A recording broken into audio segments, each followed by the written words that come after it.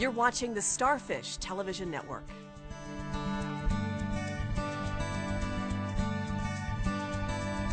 Inspired Giving, the program that looks at philanthropy, why we make contributions to great causes, and how we do so effectively.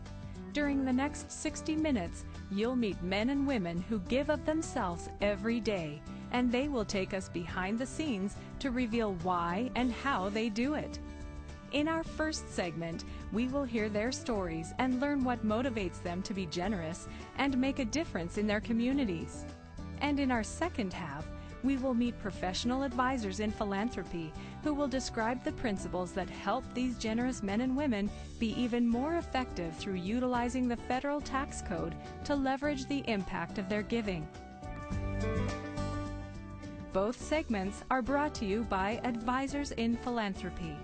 Advisors in Philanthropy provide quality advice about wealth management while helping taxpayers to redirect tax dollars to the charities of their own choice rather than the choice made by Congress.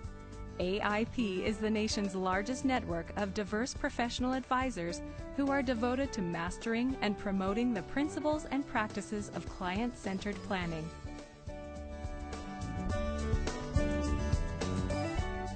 Welcome to Inspired Giving, the program that looks at why and how Americans give to charity.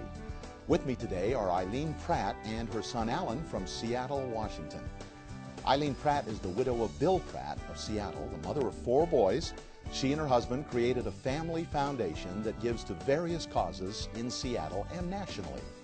Alan Pratt is the youngest of Eileen's 4 sons and has developed his own philanthropic advisory firm called Pratt Legacy Advisors, which we'll learn more about in our next segment.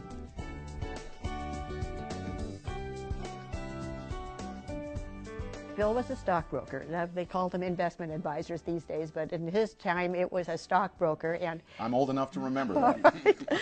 well, his purpose in business was to make his clients wealthy.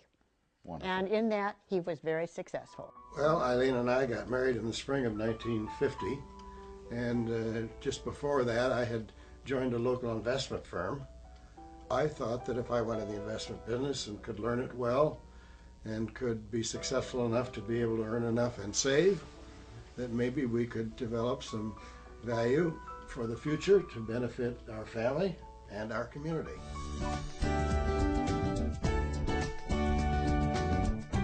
I can remember back over 20 years ago now when Dad started the foundation around 1986.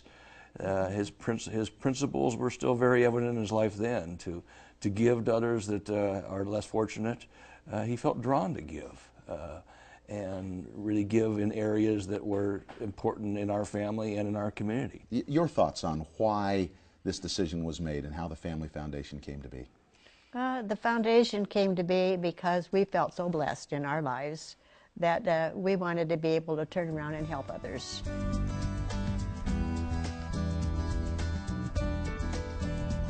We're going to take a look at a piece of videotape now about 2 particular organizations that you adopted. Let's name them briefly, Alan. Yes, the 2 that we're going to hear about, they are Families Northwest, okay, which is right here right in Bellevue, Washington.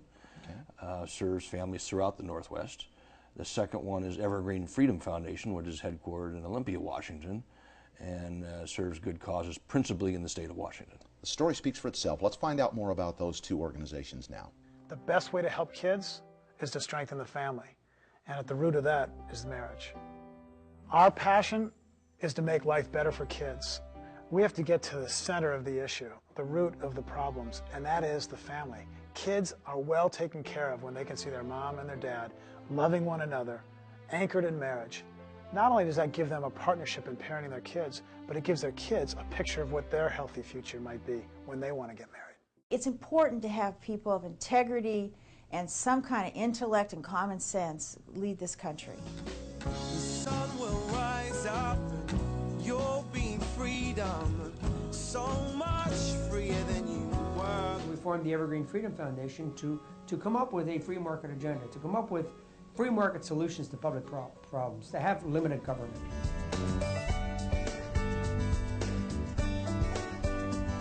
that at the time we did our first gift into the trust, the market value of the security was probably $60 a share, and my parents' basis was about 2 cents a share. So my parents gave several thousand shares of this particular security into a charitable remainder trust, received a substantial charitable income tax deduction over a number of years, and literally have increased their cash flow. They take an income back off of that gift for the remainder of their lives.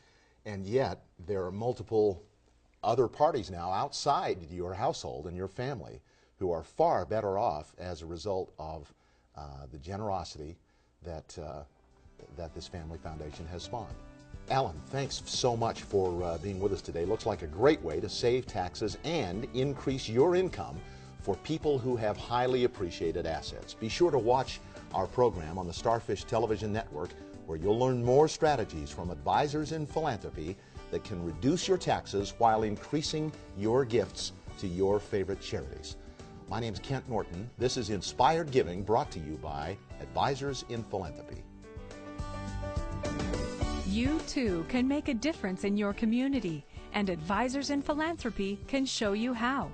For more information about how you can meet an advisor in philanthropy, please visit the Starfish Television Network website.